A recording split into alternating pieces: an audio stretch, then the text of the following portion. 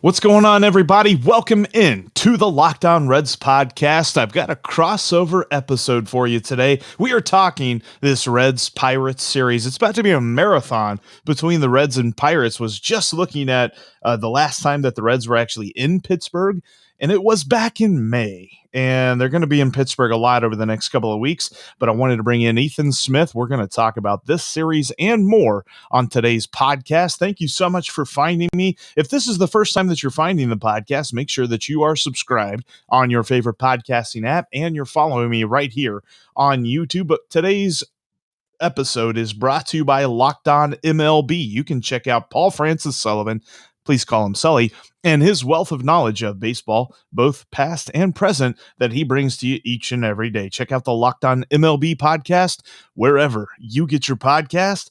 But as for right now, let's bring him in. He is Ethan Smith, the host of the Lockdown Pirates podcast, and we are going to be talking about a lot of Reds and Pirates here because they've got 9 games together. I was just joking about how much the Reds and Pirates hadn't played, and whoever made the schedule decided that the Reds and Pirates would just spend September sleeping over at each other's houses. So here we are. This is the first of 3 with the Reds at PNC.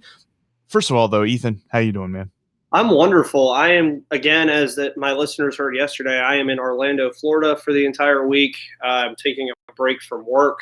Not really. A lot of people are like, why are you leaving this park so early today? I said, I got to go host a podcast. They were like, what are you talking about? I said, don't worry about it. Don't worry about it. Have a good time. But it's great down here. It rained for like an hour, and then the humidity went up, so that's why my hair is all over the place. But again, as I will mention first, Jeff, the Cincinnati Bengals and the Pittsburgh Steelers are 1-0 and leading the AFC North after I don't even know how to explain that game yesterday. that game between Baltimore and Oakland. Don't know. Oh my gosh. Yeah. Yeah, I watched that game all the way through. I mean, there's a lot of weird stuff that happened in NFL Week 1. Shout out to our Locked On NFL podcast. They've been covering it like crazy, and I'm sure Locked On Ravens and Locked On Raiders had plenty to say about that. And I'll say this too, like it's not really any sort of deep analysis on football, but the whole Peyton and Eli thing, sign me up for that. I'm glad that they're doing 10 games for the next 3 seasons. That's going to be a lot of fun. But when it comes to the baseball side of this, these two towns having a sports rivalry, we're coming into a very different crossroads here. The Pirates are looking toward the future. The Reds are looking toward the present. And both of them are kind of on a little bit of a back pedal here. The Reds have lost 6 straight series. And should they score a run in the first inning tonight, it'll be the first run they've scored in 15 innings. It's been a struggle for this lineup, and they're facing a left-handed pitcher, which, say what you will about the guy on the mound, I don't even know the stats off the top of my head, but all I know is he throws left-handed, and that's been a problem for the Reds this season. So I'm interested to see what happens. And then on the converse, we got Wade Miley on the mound. There's lots going on tonight. What can you tell me about this dude that we're going to see pitch for the Buccos? Dylan Peters was a throwaway from the Los Angeles Angels, and Gary Morgan, who I have on my podcast every Monday, is trying to figure out what the Angels didn't see that we have finally seen in him.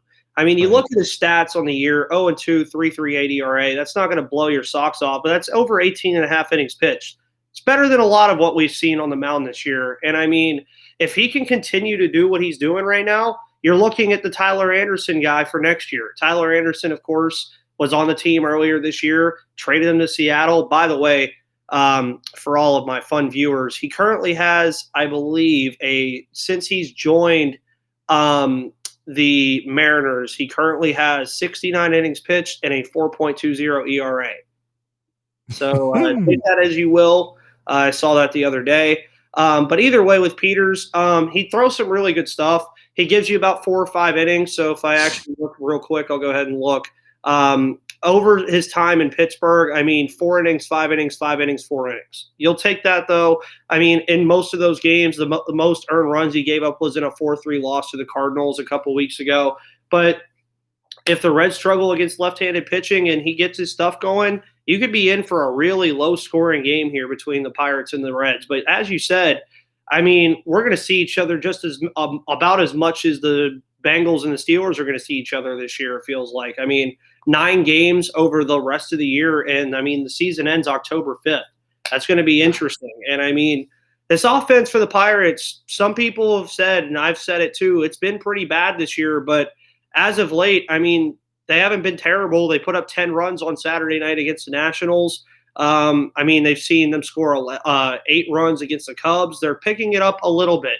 Ke'Bryan Hayes has been in the leadoff spot, which I've absolutely raved about over the last couple weeks. Brian Reynolds still doing his thing. Yoshi Tsutsugo doing some fun stuff in the home run spot where he's been hitting them out of the park. Colin Moran as well is finally healthy again. He's been doing some good stuff. So we're seeing a lot of fun things from the Pirates right now. Again, it's more about looking into next year or potentially playing spoiler to the Reds. Yeah, absolutely. And I mean, hey, the Cubs have done their job so far as playing spoiler because the Reds are done with them. But the last 2 series that they faced against the Cubs took 2 out of 3 in each one of those. So what do the Pirates do with this? One thing I'm curious about, and it was something I was talking to a friend of mine with the other day. So, I mean, you mentioned Ke'Bryan Hayes, you mentioned Brian Reynolds. Those are 2 guys that I can name. Colin Moran, I also remember. I forgot that they got Sugo, which I loved whenever the Rays got him and thought it was interesting they were passing up on him so quickly. So it's good to see that he's flourishing with the Pirates. Trying to think of who else that I can name off the top of my head without looking at Baseball Reference. Is Jacob Stallings still there? Yes. He is actually our 2021 Roberto Clemente Award nominee. That was nice. I remember that he usually hits pretty well against the Reds too, so it'll be interesting to see if he kind of feasts a little bit. And I know Colin Moran does. I want to know what we're gonna get because he's been so consistent all year long. Although he showed a couple of rough outings before his last outing, did Wade Miley. Well, Wade Miley's last pitching performance was phenomenal. To see if he can continue that, because in 2019 he had a phenomenal season for the Houston Astros, his last season there in Houston, and coming into the month of September he had a 3.09 ERA, and at the end of September he had a 3.98 ERA because he gave up a ton of runs and very few innings pitched because he just got shelled. That hasn't happened largely here in this month of September. And if he can be a guy that if the Reds make that wild card game, if he can be a guy they can rely on, that's just one more thing. I keep advocating that should the Reds hopefully end up making this 1-game playoff with either the Dodgers or the Giants, then turn your starting rotation almost into your bullpen and only rely on 1 or 2 guys out of your bullpen because you got to win that game to talk about anymore. Like, I know there's some fans that are just like, well, then you might be spending yourself. I'm not saying pitch all 5 guys, but, you know, if you pitch 2 or 3 dudes, then you can use the other 2 guys you don't pitch in the NLDS. Fingers crossed we're even talking about all this stuff. But the fact of the matter remains, like, what are we getting from Wade Miley? This is a quintessential day to figure that out because this is kind of like you said, it's kind of a tasty matchup for a guy like Wade Miley. How does he capitalize on that in the Pirates' home park? Because I'd be interested to see exactly what he gives us because he's been the dude that the Reds rely on to get them out of funks all year long. It's just the funk right now isn't the pitching, it's the hitting. Yeah, and that's kind of where the Pirates have been all year. Obviously, they've had funks everywhere, being a 52-91 ball club. But one of the things they've done very well this year is play very good defense, which has really supplemented a lot of things over having a bad pitching staff because Jacob Stallings at one point, he still may be doing it, led the entire majors in runs saved or whatever they call it. Defensive run saved? Yeah, there we go. Kevin Newman is potentially a shortstop Gold Glove candidate as well. I don't know if they've announced like the finalists for any of these awards yet. I don't even know if they ever really will do that. But another interesting thing that I'll bring up this today too is tomorrow is of course Roberto Clemente Day across MLB. So the Reds will have a nice little 21 patch on their sleeve tomorrow. So that should be fun to see. And then, I mean, Wade Miley, this should be a very good game for him. I'm not sure how he is against the home run ball. Does he give up a lot of home runs? He's pretty good at limiting hard contact. That's been his bread and butter all year long. He's not a high strikeout guy. He does limit the walks, but he's not like particularly amazing at it. It's just he doesn't give up hard contact. Okay, the reason I was asking is because here's a wonderful stat about the Pittsburgh Pirates since the All-Star break. The Blue Jays have hit 43 home runs over their last 17 games since August 28th. The Pirates have just 39 home runs since the All-Star break. Wow. So you can get the idea that if Wade Miley can limit the home run ball, which shouldn't be too hard against this Pirates offense, as well as limit the walks, because Pirates have actually been pretty good at getting on base via the walk. They're just bad at capitalizing on it once they get them on base. So this could be a really good game for Wade Miley to do that. But I will ask, I would assume if you do make the wild card game against the Dodgers or whoever, even maybe the Padres, depending on how this all ends up, would Luis Castillo still be the guy? Like, would he still be your guy that pitches that day? Or, I mean, who do they throw out there? Tell you what, let me chew on that for a moment because I'll give you the answer in just a moment. I want to tell you about BetOnline first. And I don't know about you, Ethan, but when it comes to online sports books, it's the only one that I trust. And they got this great deal for you. I heard they got a great promo code. Do you know what that promo code is? Locked 15, locked on, something like that. Locked on. You got it right the first time. It's going to give you 100% more on your deposit. You buy one, get one free, basically, when you set up your profile today with that promo code. And they've got all kinds of great lines, whether you're talking about the NFL or Major League Baseball. You're talking about money lines, run lines. You can do prop bets if you've got a beat tonight on a specific guy who might hit a home run. Maybe you feel some sort of way about how many strikeouts Wade Miley or Dylan Peters are going to have. You can take a look at those as well. You can find that all at betonline.ag. Set up your profile today with that promo code locked on, and you'll get 100% added onto your initial deposit. I usually try to give everybody a tip. Not really feeling any sort of way tonight about a certain game. Trying to look at the schedule. Nothing really popping up right now, but check it out today. Set up your profile if you haven't already done so at betonline.ag. It's the only sports book that we trust here on the Lockdown Podcast Network, and we love it because betonline.ag rocks. Set up today your profile with the promo code locked on to get 100% more on your initial deposit.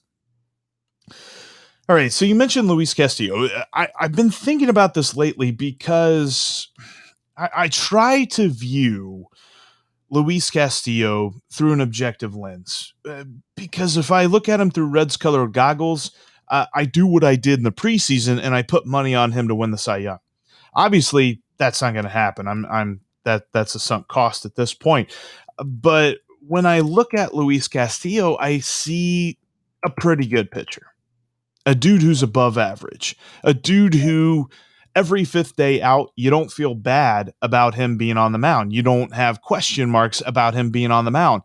But I don't look at him in the same vein as a Scherzer, which you don't look at anybody the same way you look at Max Scherzer, but you don't look at him as that surefire shutdown dude. He's not a Woodruff. He's not a Burns. He's not I don't even know that he's a Kershaw, even at this point in Kershaw's career. He's a guy that I wish was at that level, and I can see him getting to that level, but I don't think he's there right now. I have been saying for the better part of last month that I would make him my starter. I'm almost considering changing that up. And simply put, it's Tyler Mahle.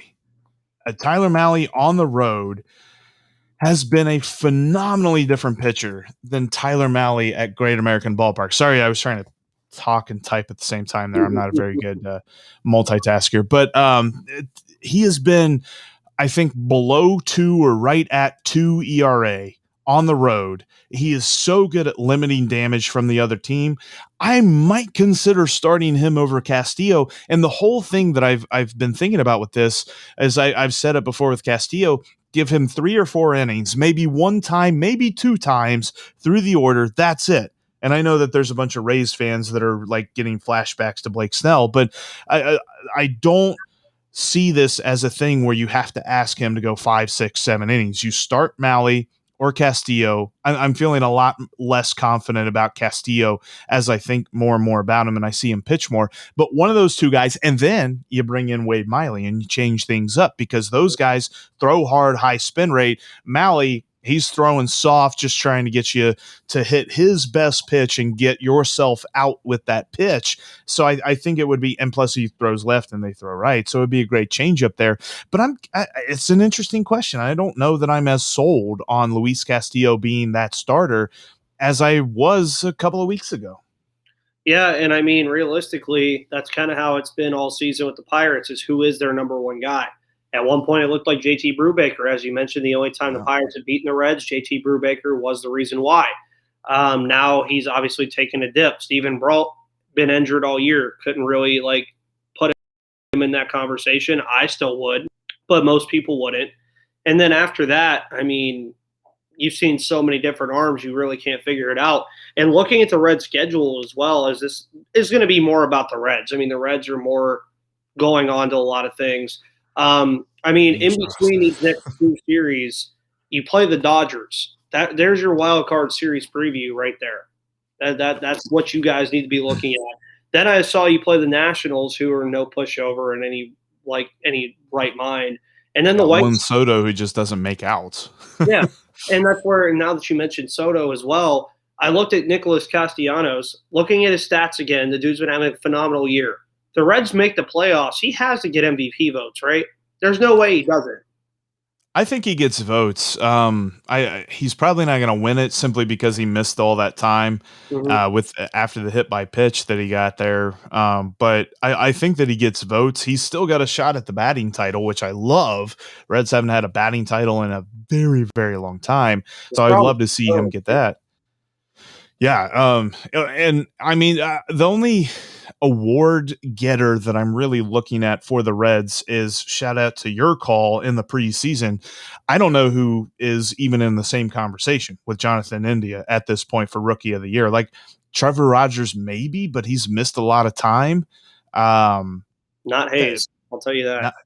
I mean, Hayes has looked nice, but he hadn't played a ton. Like I was trying to look at it according to the qualification rules, which I forget what I think it's like three plate appearances per game. I forget what the qualifier is, but there's only 3 hitters in the entire National League that qualify under rookie qualifications so far as like at bat wise and all that stuff.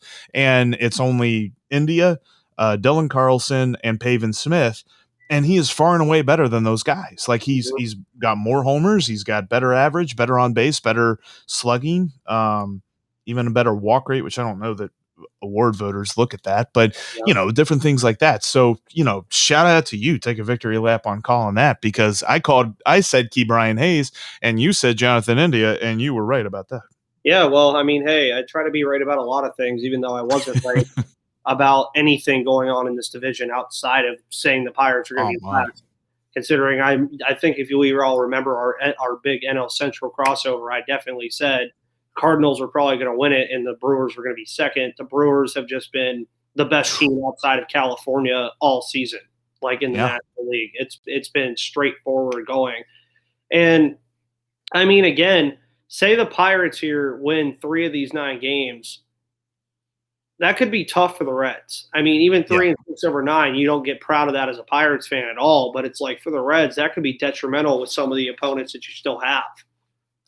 I pretty much set the bar at 1 game. And I know that is tough. I know that Pittsburgh still has professional players on the roster. I mean, that's something that we talked about with the Cubs series, multiple series of struggles that the Reds had because, whatever, they traded away a bunch of guys, but they still had dudes who got pride, got that competitive spirit. And I know that sounds super cheesy, but that's what it is. Like the front offices are trying to set up their teams for the future. The players want to win right now. They don't want to go out there and lose games. They're not trying to lose games. So the key for the Reds is to do something that they have not done in a very long time, like pretty much since Jesse Winker went on the IL, which he is starting a rehab assignment in AAA. So he's not going to be here for this series, but he may be back for some of the upcoming series with the Pirates. But for right now, the Reds have to get up early in these games, first, second, third innings, get a multiple run lead. That way you kind of demoralize the Pirates, because otherwise, if you let the Pirates hang around, they're professional guys. Colin Moran, he can hit home runs. Brian Reynolds doesn't make outs. And then you've got Ke'Bryan Hayes, who is the future there in Pittsburgh. So if you let them hang around and whatever, is Rodolfo Castro still a thing? I know he was a thing for a minute. Not right now. Okay, not a thing right now. But I know, like you have those guys that you don't expect to just come out of nowhere, like Frank Schwindel. He's been one of my favorite stories in Major League Baseball this year for the Cubs. The Pirates probably got a dude like that too. So the Reds just can't mess around with these 9 games. And I know it sucks to say that, but the Reds have backed themselves into this corner where they cannot. You're right. If it's 3 losses in these 9 games, then you got to hope that both both the Padres and the Cardinals are also imploding against the people that they're playing, because this whole thing where they've lost 6 straight series and still maintain a half game lead in the wild card, I don't know that they're going to be able to do that if they just continue to play this way up to the end of the year and expect to play in the postseason. Yeah, and as a Pirates fan, obviously looking outside of the postseason, I am really trying to figure out who I should even be rooting for. Like, I really am. It's like rooting for the Reds and the Brewers is okay, cool. Our division's there. Padres Dodgers is what everybody wants to see, Yeah. which whatever for me. I mean, I've watched a lot of those games and I've been like, yeah, cool, they're great games. But then even St. Louis all of a sudden is only a half game back. So they even have a shot here at this point. And the NL Central is starting to look a lot less bad than it did. Like, I will be honest. At one point this year, this division looked bad. And it is like all of a sudden it might have 3 playoff teams in it, potentially. That's one thing that there's no way. And probably not 3, but yeah, I mean, I'm with you. At least the Reds and Cardinals made it look respectful, whatever. Yeah, you get it. Respectable. That's the word. But because the Brewers just ran away. I mean, we were talking in the preseason how this was going to be a close race. I don't know anybody that said that any one of these teams was going to run away with this division, even outside. I mean, like, I'm talking any pundit for baseball was looking at the NL Central and saying, well, yeah, there's obviously going to be this one team that runs away with the division. In fact, I think I remember, I think it was MLB.com predicted the division winner would be under 500. And the Brewers laugh at that, because the Brewers right now are even contending to be one of the top teams in the National League, much less winning this division. So I think it's hilarious how just different it's gone from how we've expected. And I've got some more thoughts on that, and I've got some questions for you as well, looking at the future of the Pirates. Before we jump into that, though, we got a couple of things we want to say, a couple of sponsors to shout out. DirecTV Stream. If you're looking to bring all of your entertainment under one television screen, you got to check out DirecTV Stream. You go to directtv.com to learn more about that today, because if you're, maybe you've heard about this before, Ethan, I don't know. You're watching the game on TV. You got your highlights on your phone, you're streaming something on your tablet, and whenever it comes to the good stuff, you've got your neighbor's best friends log in so that you can get all that stuff. Stop it. It's 2021. Don't mess with that stuff. Like, you can pull it all underneath your television. Plus, when you're using all those different devices and stuff, I don't know if you know this, but you're killing your bandwidth on your Wi-Fi. DirecTV can help you out. Go to directtv.com today and check out DirecTV Stream so you can get your sports, your movies, your television shows, reality TV. All of that stuff can be found on your television screen. DirecTV Stream at directtv.com. Compatible device required. Check out all the info at directtv.com. And also, Ethan, when it comes to fixing up your car, I'm not really knowledgeable about stuff. I love cars in general, and one day I will own a Chevrolet Corvette mid-engine. I love the mid-engine Corvettes that they came up with. But beyond all that, sometimes it's hard for me to find the right part. Like, if you go down to the store on the corner and you're trying to find that one thing, like, what is it? I don't know. RockAuto.com can help you out with that. Whether or not you are looking for a brake pad, a brake light, a turning lamp, maybe you need carpet for your car. They've got all of that there at rockauto.com. .com. And they, if you're looking to restore a classic car, Ethan, you kind of seem like a dude that would restore a Chevrolet Camaro, like an old Camaro, maybe like a 1960s Camaro, something like that. You can find parts for that car at rockauto.com. And when you're in the checkout section in the How'd You Hear About Us area, type in Locked On to let them know that Jeff and Ethan from Locked On Reds and Locked On Pirates sent you, because rockauto.com is family owned for over 20 years. And they've got all that kind of experience to help you find the exact part for your car. Go to rockauto.com and type in Locked On in the How'd You Hear About Us section.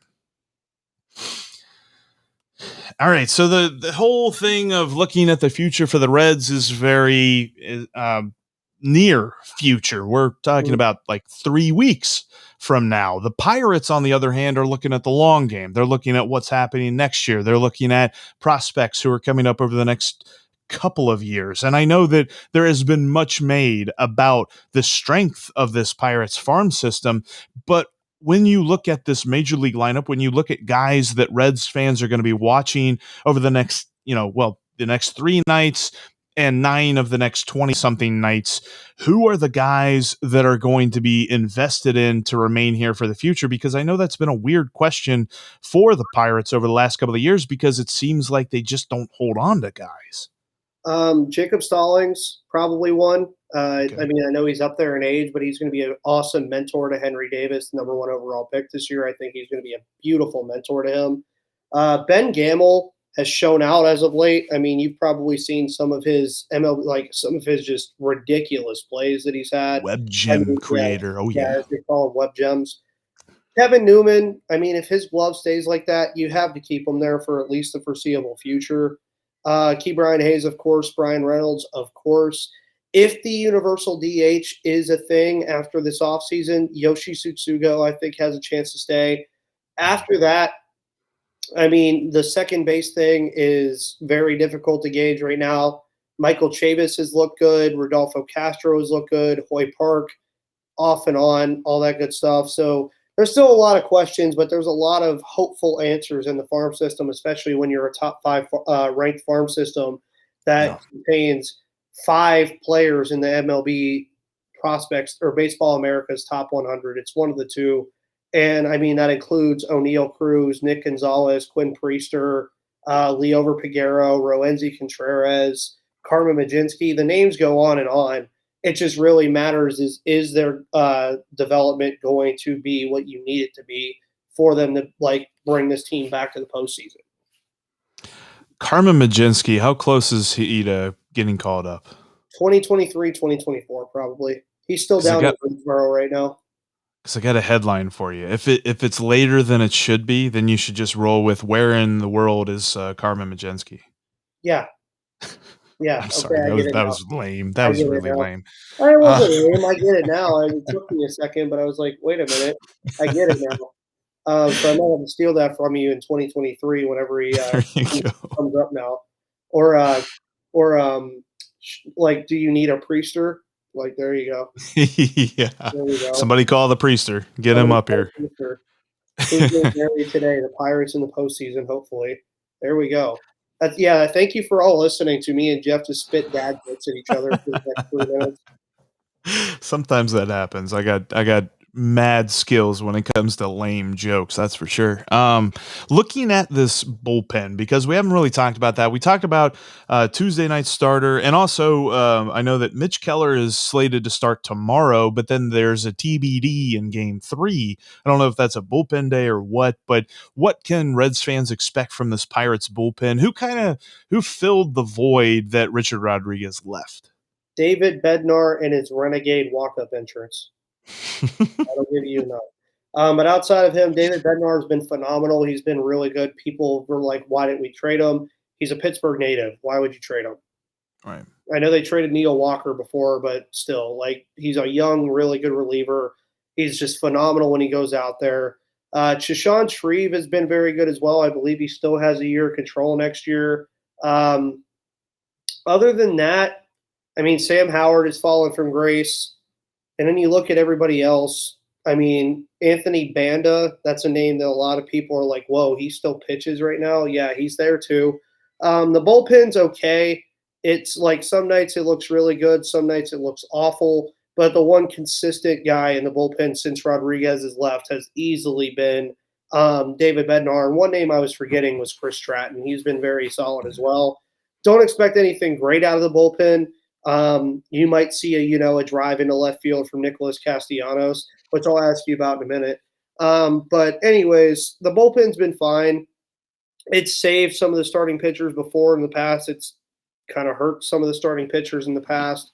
So we'll see. But I have to ask, and this is like the meme portion of Locked On Pirates and Reds today.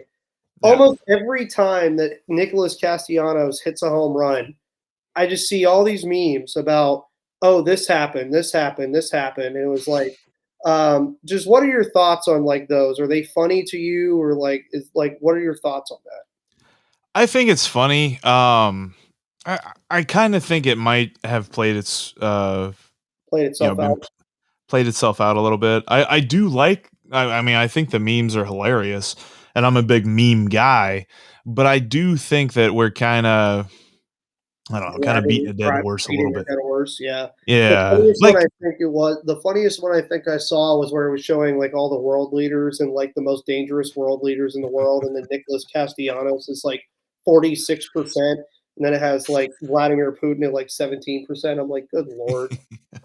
I'm like, okay, this one, because I know that he is not a huge fan, like, because he knows what the joke is about. It's not about him. It's about, a disgruntled former broadcaster for the Cincinnati Reds. So it's kind of like he's almost used as an accessory to the fact. And if I Yeah. were him, I understand that point of view that he has. And I know that there was a weird thing where I think somebody made a joke, and I forget exactly when it happened, but it was a joke on Twitter, and Nick Castellanos' wife is on Twitter, and Mhm. she, tried to respond and kind of give a rebuttal of it, and then she got hit with all these replies of the meme and stuff like that. And I think that's when it started to become a lot less funny to me, because I'm like, Yeah. all right, the joke isn't about him. Like, when did the joke shift from the actual subject of it to the guy who hit the home run? Like, Yeah. well, what's he got to do with this? It's just an ironic thing that it's all about the broadcaster. That was a very unfortunate day. I will never forget that day. But for the fact that it became a joke that they then aimed at his wife, I was like, Mhm. okay, this is when things stop being funny to me. But I do love the irony of stuff, and one of my favorite things of life is irony. So when I think about Nick Castellanos and the deep drive to left field, is I think it's kind of run its course a little bit for me. Yeah, the deep drive to left field, though. I mean, the craziest part about that entire situation that I always tell people because they'll ask me about it, I'm like, Nicholas Castellanos didn't know what was going on in the booth when he hit that ball Right. until after the game was over. I'm sure. Like, he probably did not know. He probably had the slightest clue. He was trotting around the bases doing his usual thing. Probably came out after the game and was like, whoa, that actually happened. Impeccable timing, right, guys? Right. Um, but yeah, I mean, like baseball, that's one thing though, is like I feel like baseball is the least memed sport Yeah. I outside of it's the only I don't even know if this is memeable, but like when you think about the things that happen in baseball that you could make memes about, it's really when managers get mad and start screaming at umpires. And that might be it. Like, bat flips really aren't memeable. most of it is Um, like commentary. Like I know when Tati or Shohei Otani in that yeah. one game he pitched and hit and or whatever the guy said, and first pitch crushing, and then it'll be like some stupid thing on TikTok for like a week and a half. I don't know. Social media and baseball, I feel like they need to do better social media wise to really get after the Yes. younger audience and pay your Yeah. minor leaguers too. There's a lot of things baseball can do better. We've kind of driven away from the Reds and the Pirates to why baseball needs certain things to be fixed. Well, and that could be a beautiful off-season roundtable podcast with a bunch Yeah. of us like talking about what they can do better, because there's lots. There's definitely lots. But I'm with you. I mean, when you look at this sport and when you look at these two teams in this sport and how this game and these series are going to go down, both teams are kind of getting drowned out by even with the Reds' success. I mean, this whole year they've got a winning record. They're in the wild card conversation. This is something that they haven't done since 2013, but because of the way that they've played over the last two and a half weeks, they've almost gotten drowned out completely by the football teams here in this city. And I mean that plural, because the UC Bearcats are higher ranked in the nation than the Ohio State Buckeyes. Boom. But when I look at this Reds team, they definitely deserve more attention. It's just they themselves have been very good at pushing people away these last 2.5 weeks, because the most fun thing about this Reds side has been their lineup all year long. But what's happened the last 2.5 weeks? They've not scored a whole bunch and they've not hit a whole bunch. I talked yesterday on the podcast how in the 3-game series in St. Louis, they scored 8 runs, 6 of them via a homer, and they were 1 for 9, I believe, with runners in scoring position, which says two things. They can't hit with runners in scoring position, and they can't get runners in scoring position here as of late. So these are huge questions that they have to answer. And oh, by the way, they also got to win some ball games here these last couple of weeks in the season so that they can make that postseason. I think it's just unfortunate the whole way it's done. And I know that this could take a whole entire podcast to talk about as well, but I think that what Pirates ownership continues to do just is a disservice to a franchise that has lasted as long as the Pirates have and has as much history as the Pirates have. And Roberto Clemente Day should be more than just, hey, look at the Pirates for half a second, and then, oh, by the way, they're not really good enough to pay that much more attention to the rest of the year. Yep. And even better part, as you said, Mr. Sir, that I don't like to mention on this podcast, will be handing the team down to his children whenever he is done. So, woohoo! Right, guys? That seems like a suitable way to end the podcast, doesn't it? And on that disappointing note, it's time to end, Ethan. But no, it is. I appreciate you coming on and getting to do a crossover with me before this series. I'm guessing we're going to talk a couple more times before the season's over, given how many times we're going to be playing. But it was good to get to talk to you. Go back and enjoy Universal. I appreciate you taking time out of that to talk to me about this baseball team. Oh, yeah, of course. Why not? Always, I will talk baseball with any stranger on the street that I run into that wants to talk about it. And just in case you don't see it, you can follow at MVP_Ethan on Twitter for Twitter takes during this Reds Pirates series. You can also follow me at Jeff Carr with 3 F's on Twitter, and you can follow at Locked On Reds, and it's just Locked On Pirates, right? Or is it LO_Pirates? Nope, Locked On Pirates. Locked On Pirates. Forget I said the other thing. But that'll do it for us here today. Make sure you check out tomorrow's podcast as we wrap up game 1 and look ahead to the season that hopefully is filled with more wins than losses. Oh, yeah. You've been listening to the Locked On Reds, Locked On Pirates crossover. I'm Jeff Carr. That's Ethan Smith, and we will talk to you tomorrow. Sounds good to me.